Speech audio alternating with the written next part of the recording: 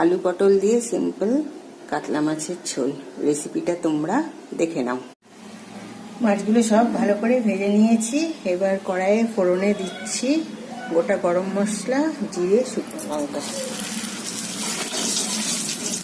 ফোড়নে দিয়ে দিলাম এই যে আলু পটল বানিয়ে রেখেছি, এই যে এগুলো এবার দিয়ে দেবো। এগুলো ভালো করে এবার ভাজতে হবে।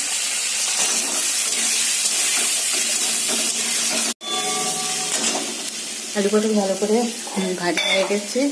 এদিকে মশলাও রেডি করে নিয়েছি, জিরে, আদা বাটা আর ধনে, শুকনো লঙ্কার গুঁড়ো, হলুদ আর কটা কাঁচা লঙ্কা। তো এবার এই মশলাটা এর মধ্যে দিয়ে দেবো, দিয়ে ভালো করে কষাবো।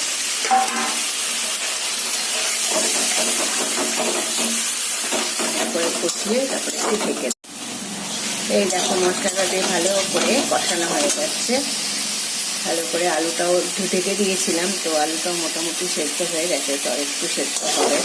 তো ভালো করে কষিয়ে এবার জলটুকু দিয়ে দেবো, দিয়ে আবার একটু ঢেকে দেবো।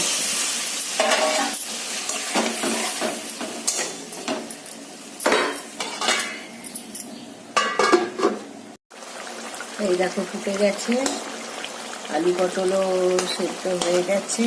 এই যে মাছটা এর মধ্যে দিয়ে দিলাম, দিয়ে মাছটা দিয়ে আর একটু ফুটাবো। বেশি ঝোল করবো না, একটু মাখা মাখা করবো।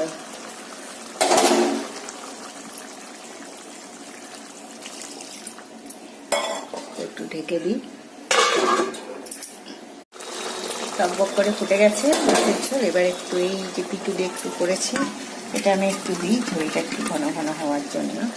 যাই হোক, তোমরা চাইলে দেবে, না চাইলে না দেবে, কোনো ব্যাপার না, ডাজন্ট ম্যাটার। তো হয়ে গেল আমার আলু পটল দিয়ে কাতলা মাছের ঝোল। Yummy yummy, tasty tasty.